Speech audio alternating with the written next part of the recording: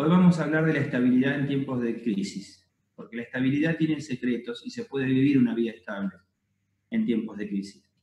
Nosotros muchas veces desde la teoría sabíamos lo que la Escritura dice, sabíamos que nosotros teníamos una especie de reloj interno que nos puede medir cómo estamos y que no tiene por qué estar condicionado a lo de afuera. O sea, para ser bíblicos diríamos, no os conforméis a este siglo, sino transformados por medio de la renovación de vuestro entendimiento para que podáis comprobar cuál es la buena voluntad de Dios, agradable y perfecta. O sea, muchísima gente sabe ese versículo y dice, la buena voluntad de Dios es como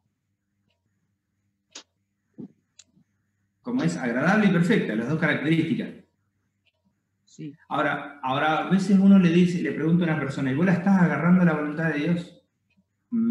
Creo que no, te dicen. O no, te dicen directamente. Entonces, se sabe que la voluntad de Dios es agradable y perfecta, buena, agradable y perfecta en realidad, son las tres características de la voluntad de Dios, pero mucha gente no la toma. Bueno, ¿por qué eso? Porque dejaron atrás los versículos anteriores que son la plataforma para tomar esa voluntad de Dios. Renovados por medio, transformados, primero transformarse. Entonces, a veces es posible que a vos personas te digan que ya no sos como antes, que has cambiado, che, estás cambiado. Bueno, lo mejor que te pueden decir es que estás cambiado, porque una persona que no cambia significa que las experiencias de vida no lo están transformando. Ahora, tenés dos tipos de transformaciones. La transformación caótica, que es la simplemente circunstancial, me pasan cosas y me van cambiando, y que esa transformación normalmente degrada al individuo, lo degrada, no lo construye, degradar en el sentido de lo contrario construir. Y tenés también la transformación programática, o sea, es una transformación que la persona está de acuerdo y sabe lo que está pasando y está de acuerdo con ese proceso. Entonces, en este tiempo que estamos teniendo, en este tiempo, quiero terminar un libro porque lo había comenzado y se llama El Padre Nuestro en tiempo de coronavirus, con algunos aportes de la neurociencia y la espiritualidad, unas herramientas medias profundas para el post-coronavirus. Veía esas dos cosas. El hecho de no dejar que el ruido de afuera invada nuestro interior ni nuestras decisiones. Y esto se puede hacer. Y en segundo lugar, vivir con una mente transformada, una mente que se va transformando. Si ustedes siguen el texto ese dice transformado por medio de la renovación de vuestro entendimiento, renovar el entendimiento. ¿Qué significa? Yo ahora entiendo cosas que antes no entendía. Eso significa. Entonces, nada más lindo que la satisfacción de saber, ahora me caen las fichas y voy entendiendo algo que antes no entendía. A veces nos agarra una especie de orgullo espiritual y queremos entender todas las cosas de una y no nos damos el espacio y la paciencia. Me voy a acercar un poquito más. No nos damos el espacio y la paciencia. Y entonces tenemos como una bipolaridad intelectual, podríamos decirlo así. O queremos entender todas las cosas, o nos bajamos una persiana, listo, la vida me hace ruido y no quiero comprender nada. Entonces, ¿cómo poder tener el equilibrio del entendimiento, chicos? ¿Cómo hacemos para tener un entendimiento equilibrado?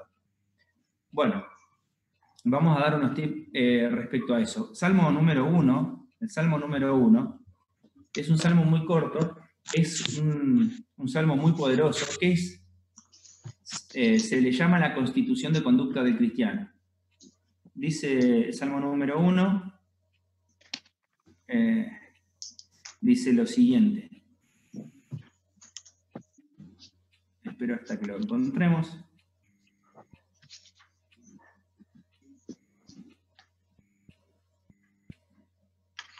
Bien, dice el versículo 1.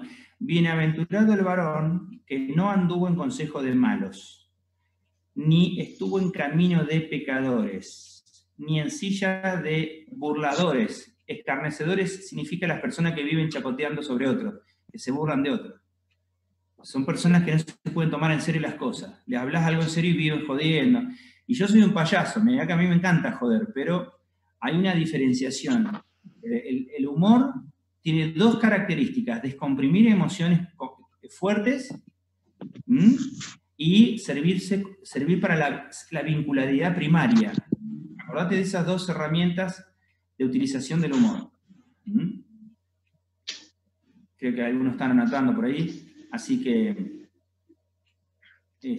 descomprimir situaciones tensas y la sociabilización primaria. Sociabilización primaria es porque con el humor vos podés conectar con las personas a un nivel muy básico, después tendrás que pasar a otro nivel, ¿está bien?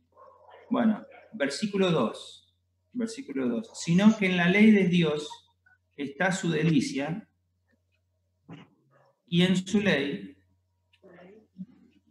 medita de día y de noche. Voy a administrar un poco algún micrófono por ahí. Bueno, versículo 3. Será como árbol plantado junto a corrientes de aguas, que da su fruto a su tiempo y su hoja no cae. ¿Está bien?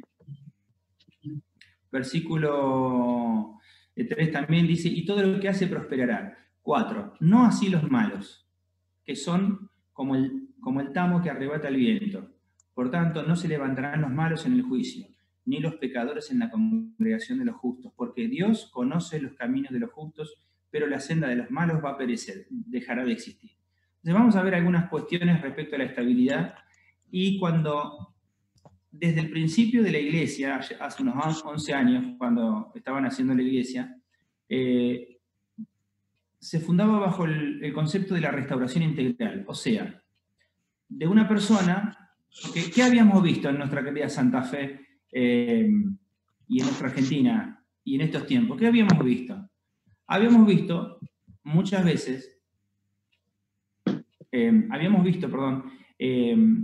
desequilibrios. Entonces, que había congregaciones que se basaban solamente en la parte financiera, ¿sí? Y dejando las otras. Habíamos visto otras congregaciones que lo tenían como mala palabra el desarrollo financiero y se desarrollaban en el espiritualismo animista.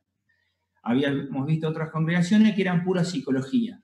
Entonces entendimos de parte de Dios, esto tuvo que ver con una visión, con lo que Dios quiere para salvar a muchas almas, con el equilibrio integral de las almas. Vamos a ver en el versículo 1 del Salmo 1, dice, bienaventurado la persona que... Y acá tenés 3 características para que la persona tenga estabilidad emocional. Número 1, no anduvo en consejo de malos. Escuchad, tenemos que preguntarnos quiénes son nuestros consejeros. Alguna gente dice, yo no hago el mal. Sí, no lo haces, pero lo escuchás. No lo hacemos, pero lo escuchamos. ¿Quiénes son nuestros consejeros? Y consejeros no son simplemente personas que nosotros pasamos tiempo. Nosotros podemos pasar tiempo de ocio recreativo, tiempo familiar. Hay una gran gama de tiempo que podemos pasar. La cuestión es, como lo dice el versículo 1, bienaventurado el que no estuvo en consejo de malos. ¿Quién es malo? Es difícil a la luz de la Escritura establecer esa palabra, malo, bueno. En una ocasión le dijeron a Jesús, Rabí Top, le dijeron en hebreo, maestro bueno. Y Jesucristo respondió muy claro, dice, no hay bueno sino uno y es el Padre que está en los cielos. Jesucristo mismo no se atribuyó la palabra bueno. ¿Por qué? Porque la bondad absoluta no pertenece a la raza humana. Nadie es bueno absolutamente en la raza humana. Por eso yo tantas veces decía que es al cohete, si me permiten la expresión, las vidas basadas en la apariencia de piedad. ¿Se acuerdan? Tantas veces dijimos la apariencia de piedad que en realidad niega la eficacia de ella. La piedad basada en una forma de hablar, en una forma de vestir, en un estereotipo. La piedad estereotipada que en realidad no sirve. ¿Por qué? Porque por más que trabaje mucho desde el exterior, nunca una persona va a poder ser perfectamente buena. No se puede. Jesús mismo no recibió esa expresión. Dijo, mira, no me llames bueno porque hay uno solo bueno, que es Dios. Entonces, de la misma forma, tampoco hay alguien que sea absolutamente malo. Malo. La persona absolutamente mala anda por el mundo haciendo todas las maldades posibles. En esta sociedad hay un libro que está en inglés y me gustaría que lo puedan traducir, que en un momento lo traduzcan, ahí Mary está sonriendo, que se llama La generación de las víctimas, que es un estudio sociológico de cómo las décadas han pasado y las personas han empezado a cómo hubo un manejo colectivo de los canales de difusión, de los medios de difusión, para que las personas sean reaccionarias ante el hecho de concebirse inconscientemente como víctimas. Y esto no es inocente, porque cuando una persona se concibe como víctima, lo primero que muere es su capacidad de voluntad. O sea, mirá qué maquiavélico esto, ¿no? Vos querés a una sociedad debilitarla, tenés que empezarle a decir que es víctima. Mirá lo que te hacen, mirá lo que te dicen, mirá cómo te usan, mirá cómo te manipulan. Al principio estás conectando con una energía de defensa que la persona tiene. Y la persona primero se empodera un tiempito y se alza en guerra como diciendo, me voy a cuidar de todo lo malo qué tonto fui. Así que esto era malo, todo era malo al final. Los primeros tiempos, que se calcula más o menos entre 9 meses y 2 años el proceso de neuroplasticidad para que esa porquería entre en el cerebro, los primeros casi 1 año, 2 años, pongámosle, la persona disfruta de ese proceso donde considera que es buena y lo otro es malo. La casa es malo, la gente es malo, el club es malo, los amigos son malos, todo lo de afuera es malo. Pero hay un resultado maquiavélico abajo. ¿Cuál es? Que cuando uno se considera la víctima, cuando el concepto de víctima entra en el inconsciente, también la persona no puede ser un protagonista, porque uno no puede ser un víctima y un protagonista de liberación al mismo tiempo. Nosotros o somos libertadores o somos víctimas. Por eso, lo primero que tenemos que hacer es no escuchar los consejos de los malos. Y los malos, en este contexto, que es el versículo 1, son personas que no nos guían a la senda de los justos. O sea, la senda de los justos significa, todos los que hemos recibido a Jesucristo tenemos una senda trazada de bendición. ¿Sí? La podemos lograr de una u otra forma, se puede demorar, se pueden haber planes que cambien, sí, pero hay una traza de bendición y de desarrollo. Por eso la palabra de Dios dice que todas las cosas que nos pasan son para bien. Entonces, hay consejos que nosotros podemos escuchar que en vez de entusiasmarnos, darnos vida, darnos gozo, darnos alegría, entusiasmarnos con la palabra, con los hermanos, con la fe, con la revelación, van a ir lentamente sacándonos de la senda del justo que está dentro de nuestro corazón. Entonces, lo primero, para mantener una estabilidad emocional en este tiempo, una estabilidad, le llamamos estabilidad en tiempo de cuarentena. Lo primero, fijarse de qué fuente yo escucho lo que escucho, ¿sí? Y te vas a dar cuenta porque las palabras tienen un contenido, o sea, vos sabés que las personas reciben el mensaje, y quiero decirte que lo verbal es solamente el 7% del mensaje. Cerca del 41% es la gesticulación. A mí, yo no me puedo gesticular mucho porque estoy acá con la tabla de planchar que está sosteniendo la computadora. Ahí les saqué la ilusión de estudio a alguno. Esta es una tabla de planchar.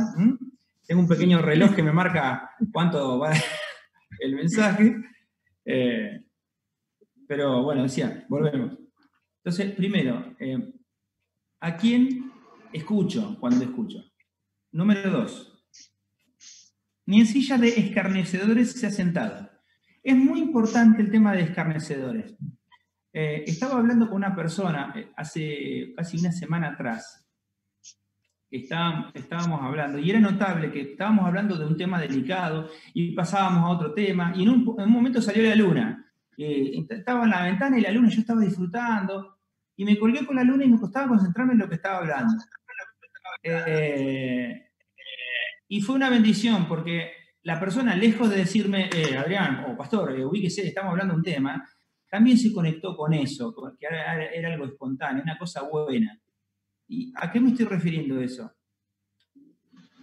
A cultivar en estos días la madurez de poder tener el switch limpio. O sea, el switch es como un botoncito que prende y apaga. El switch del humor. Porque el humor es una gran herramienta, pero también es una forma de decodificar la realidad de forma simbólica. Humor es una forma simbólica de decodificar la realidad. Y si nosotros no lo tenemos gobernado a esa herramienta, no la tenemos controlada, no tenemos un yo y un super yo ordenado, vamos a pintar el humor en cualquier cosa. Entonces, alguna persona nos va a compartir un motivo, nos va a hablar de algo y vamos a responder bromas y bromas y bromas, y la célula va a hacer una broma, y el grupo una broma, y lo otro una broma, y no vamos a poder bajar. Y vamos a tener la sensación de que no hemos profundizado. ¿Me explico? Sí. El humor es algo re importante, pero no es lo que no es. no es el canal principal del desarrollo de la enseñanza. El humor, como ya lo dijimos, se dice en neurociencia, es el lubricante de las relaciones, lubrica las relaciones para que no sean ásperas, ¿sí? Y también es la forma más fácil y básica de vincularnos, ¿sí? Pero vincularnos en un nivel básico y primario. Entonces, para poder tener equilibrio, volvemos al versículo 1, estamos hablando de tener cuidado con quien nos aconsejan y de no sentarnos en sillas de burlistas, Entonces, estaba coacheando una persona que vive en Buenos Aires hace 2 días atrás y me decía, entonces yo le decía, ¿cómo le estás pasando? Bien, bien, me pongo a ver chistes, me pongo a lo otro, me pongo a lo... Entonces, bueno, y después por WhatsApp me mandaba chistes. Entonces, bueno, cuando nos conectamos, la persona estaba a punto de llorar porque estaba casi en una crisis nerviosa, cosa que es bastante común, que uno sienta a veces que tiene ganas de salir corriendo, de patear la puerta y salirse a tomar una cerveza por ahí.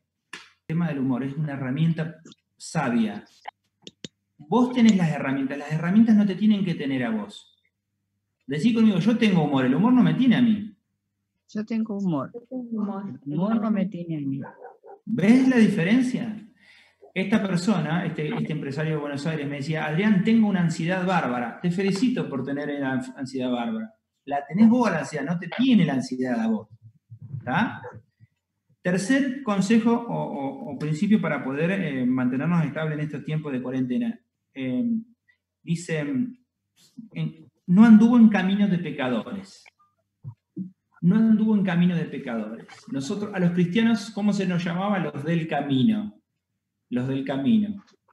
Yo le conté la experiencia de la otra vez que tuve, antes del campamento, estaba cambiando la cubierta, no sé qué estaba haciendo, y me terminó atendiendo uno de los cantantes de los del camino, que era Bautista, el tipo, un tipazo, un maravilloso hombre.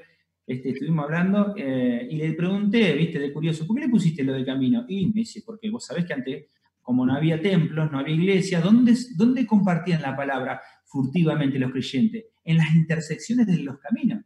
Estaban ahí fondeados, venía alguien y, hola, ¿qué tal? Te quiero hablar sobre Jesús el Nazareno, rey de los judíos. ¡Wow! Así. Entonces, paréntesis, ¿no? En el principio, durante 2 siglos no hubo iglesias edificadas. Y fue el periodo histórico donde la iglesia se expandió más en todo el planeta. ¿Cómo lo hacían? En las casas. Hoy le estaba hablando a la gente de Uruguay, estuvimos también hablando con Iván, de la cosmovisión que el creyente tiene que tener también de estas circunstancias. Extrañamos la iglesia. Yo soy iglesiero, me gusta la iglesia. Me gusta la alabanza, me gusta pandero, me gusta bandera, todo, me gustan los láseres, ahí todo. Pero la iglesia es la familia, y cuando hablamos de la familia, Jesús la definió la familia. ¿Qué es la familia? Bueno, mi hermana y mi padre son los que hacen, y mi madre, perdón, mi hermana y mi madre son los que hacen la voluntad de mi Padre que está en los cielos. Hay gente que puede estar disfrutando esta conexión y edificando lo que es familia a nivel del cuerpo de Cristo, como nunca antes quizás.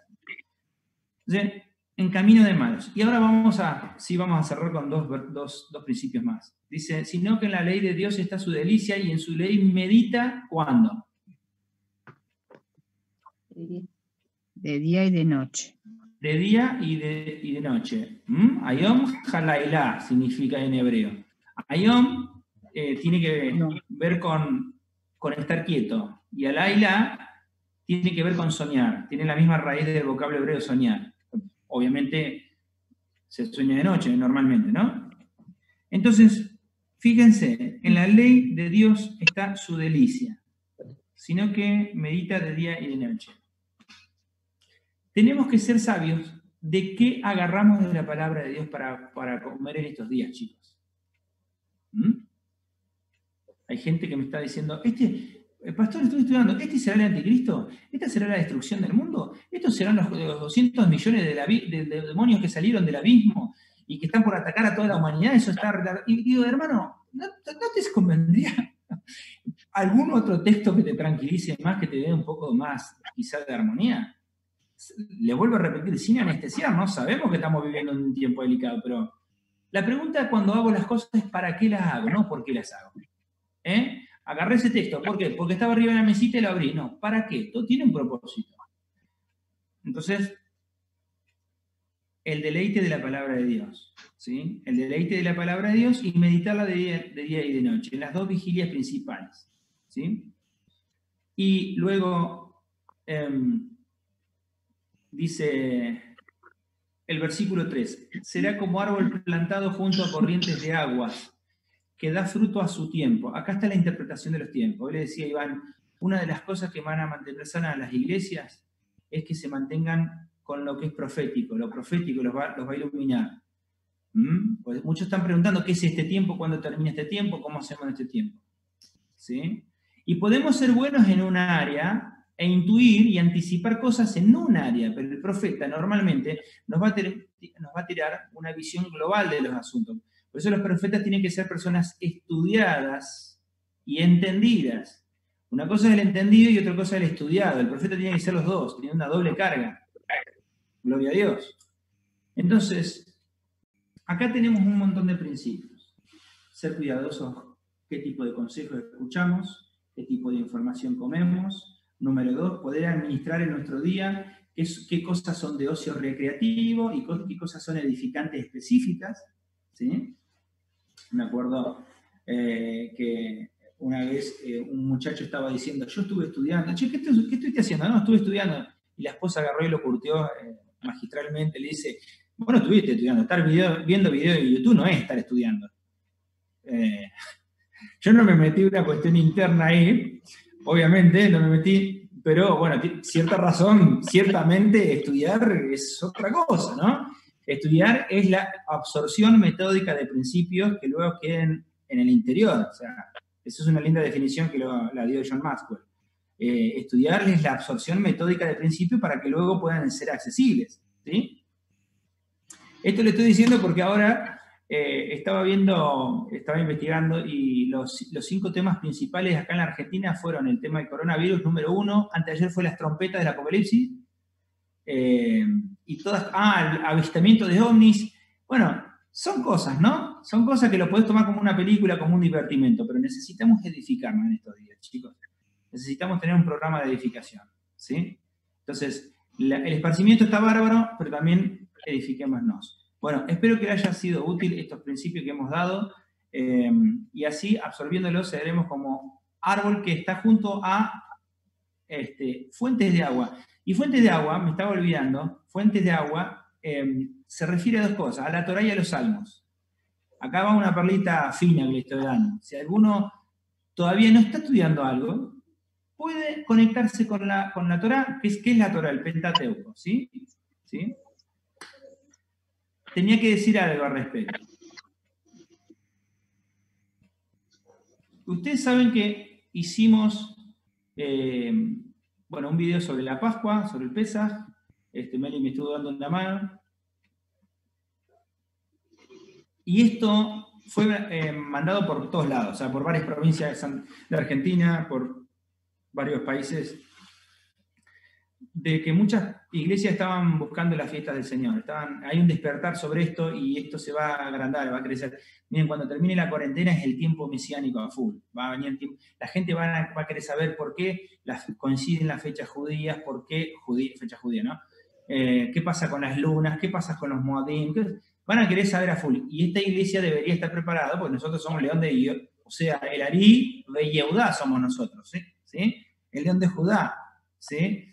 Entonces, vamos a estar hablando mucho sobre esto. Pero también me llamaba la atención que luego le surgían dudas, y que eran dudas que en realidad, si no la abordaban bien, hasta le podían generar un perjuicio a su vida espiritual. Y era esta, que estaban consultando de distintas fuentes y pegando y haciendo un mezclete de fuentes. Y la palabra de Dios dice que la palabra de Dios, mirá, la palabra de Dios dice que la palabra de Dios es la fuente de agua viva, es la fuente de agua viva. Y me hace acordar a Jeremías cuando dice, Jeremías dice, habéis cavado cisternas propias que no retienen el agua, y así os habéis olvidado de abrir la fuente. La fuente es la palabra escrita. Entonces voy a hacer un una breve descripción de algunas herramientas. Y hay que tener mucho ojo con estas herramientas. Mira, lo que Dios reveló se llama Tanaj. Punto. Tanaj, ¿qué significa? Torah, que son los 5 libros, los 5 primeros libros Génesis, Éxodo, Levítico, Número y Deuteronomio. Eso lo dictó Dios, ni siquiera lo mandó a escribir, lo dictó Él. ¿Sí? Bueno, los profetas y los salmos. ¿Sí? La Torah, los profetas y los salmos. Llamémosle todo el Antiguo Testamento. Todo el Antiguo Testamento es absolutamente confiable y proveniente de Dios. ¿Se entiende? Luego, con la venida de Cristo vino en lo que es el Brit Hadash, que es el pacto renovado. ¿Sí? Entonces eso también es algo muy bueno. El mejor especialista en poder saber si un libro venía o no de Dios era Esdras, el libro de Esdras. Perdón, Esdras y justamente con Nehemías, los dos. Entonces, hay libros y hay literatura que nos sirven a modo devocional, chicos. Nos sirven a modo devocional. Te lo voy a presentar así, a ver. ¿Conocen a Freud? ¿Quién conoce a Freud? Levante la mano los que conocen a Freud. ¿Mm? Bueno, Sigmund Freud fue un hombre que hizo la teoría del psicoanálisis. Y el punto principal del psicoanálisis es que él decía esto. Escúchenlo porque es delicado, es muy delicado. Y te va a hacer entender un montón de cosas. Decía que la conducta de la persona está absolutamente predeterminada por los padres. Y que los padres tienen toda la culpa de todo lo que la persona vive. ¿Qué les parece a ustedes? ¿Es verdad eso? A ver. ¿Van a salir a matar a un padre? No, por favor, hermano. Nadie mate a nadie. A ver. No tienen la culpa los padres, sino que uno es responsable. Sí tiene la predisposición genética y la carga, digamos, ancestral en el ADN, la memoria, pero la responsabilidad tenemos nosotros. Por supuesto. Nosotros cuando nos encontramos en el tribunal de Dios no le vamos a decir. Lo que pasa es que mi abuelo me dio un mal ejemplo, por eso yo lo hice. De última, tirarle el fardo a mi abuelo. No es realista, porque lo van a traer al abuelo y le va a decir, no, pero mi abuelo que estaba con los dinosaurios fue él. No, pero entonces terminamos como Adán y la víbora, que todos se echaban la culpa, ¿viste? ¿Vos quién fue? No, fue mi mujer. Y vos, che, Eva, ¿qué hiciste? No, fue la víbora. Y vos, no, fue el ser humano que quiso hacer eso. Entonces, la psicología, y te digo una cosa, la rama más conocida de la psicología es la de Freud, el psicoanálisis. No sé si me entienden. ¿Me explico? Sí.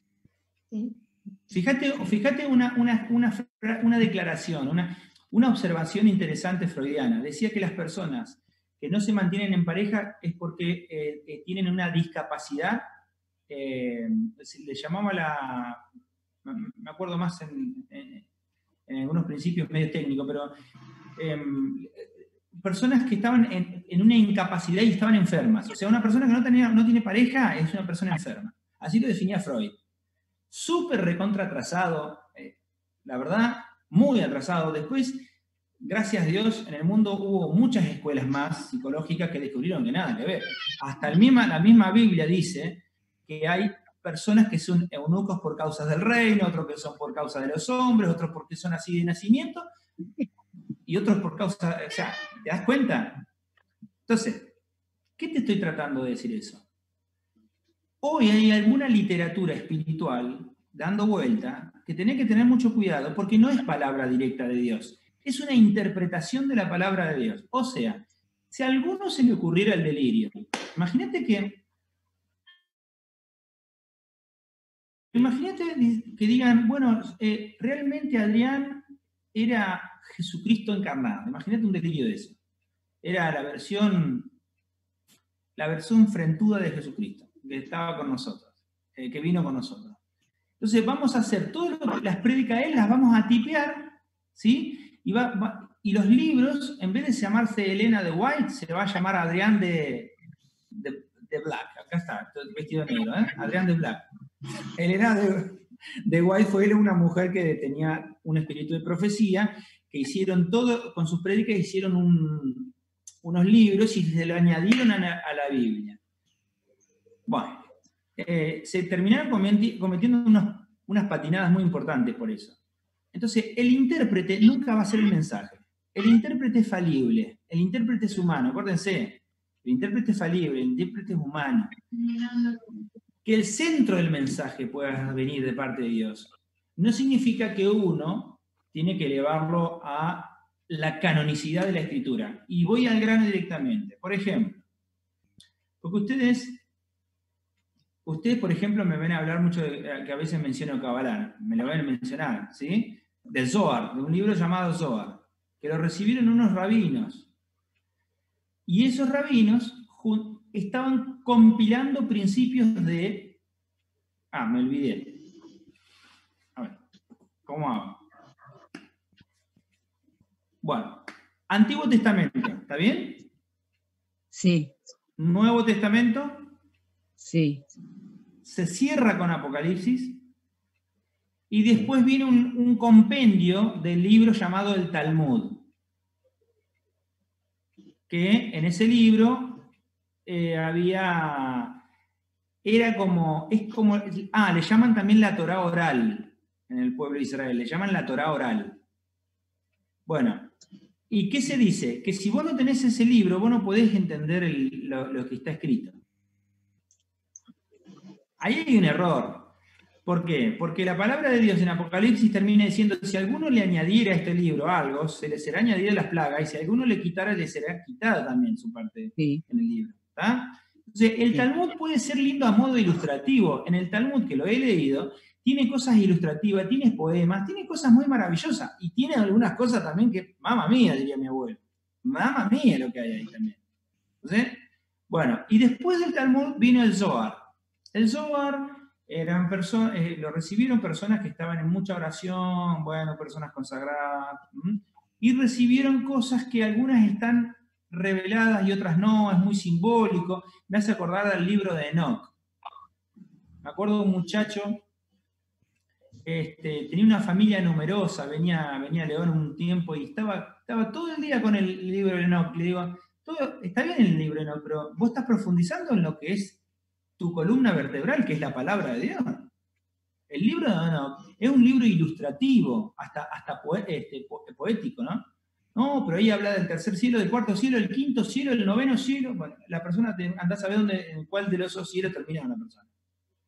Porque lo que nos edifica es la palabra de Dios escrita. Y la palabra de Dios escrita se llama la Biblia. Comienza en Génesis, termina en Apocalipsis.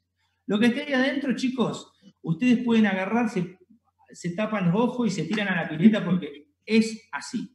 Lo demás puede dejarnos algún principio, ¿sí? ¿Se entiende? Sí. ¿Quieren que les diga uno? ¿Quieren que les diga uno un principio lindo que anda dando vuelta? Sí. Mi mamá no me está contestando. Gracias, mami. Sí. Sí, sí. Bueno, hace el bien sin mirar a quién. ¿Les gusta? Sí, nos gusta. Bueno, salió de la cultura eso, no está en la escritura. Ahora, el libro de Proverbios dice que no des buenos consejos al necio, porque te va a atacar al no discernirlo. Es parecido a lo que dice Jesús en el Nuevo Testamento, cuando dice no des perlas a los cerdos. Entonces, haz el bien sin mirar a quién. La palabra de Dios no dice eso, dice que seas sabio también. ¿Te das cuenta que es finito? ¿Te das cuenta? Claro. Entonces, les vuelvo a repetir, bueno, del Zohar sale lo que es Kabbalah, la Kabbalah tiene cosas la Kabbalah es un método, no es una revelación escrita como Apocalipsis, es un método de entendimiento, donde Dios tiene 10 formas distintas de manifestarse y uno puede tener un equilibrio en esa forma de manifestación divina, y no estar bandeados del Gesed, que significa bueno, dale, perdonemos todo, listo. Che, pero mi marido me acaba de bajar un diente. Bueno, Gesed, Dios es amor. Esa persona está bandeada para acá. ¿Me entendés? Y tenés lo contrario de Gesed, que está de este lado, que es la Geburá. ¿Sí? ¿Cuál es? El reto continuo. Hijo, hasta que no hagas la tarea, no te salga bien esa tarea, no comes durante 2 días. Pará. Pero tenemos que considerarlo un poco como la psicología, ¿sí? Como iluminación del entendimiento humano. Hermosa iluminación del entendimiento humano, pero por allá arriba, 7 pisos más arriba está la Biblia, y eso no es el entendimiento humano, eso es otro nivel. Eso te va a dar estabilidad. Me mandaban un mensaje entre ayer. Pastor, estuve leyendo lo que pasa, estuve leyendo el libro de Enoch, el 4.º cielo. No sabía que en el cielo también está el infierno, porque dice que en el 3.er cielo estaba un lugar del bueno y para el norte se fue y también. Flaco, lee la Biblia. Coman el buen guiso, chicos, y después, si quieren, se toman el cafecito con una galleta. Pero el guiso es lo que te mantiene estable. ¿Ven?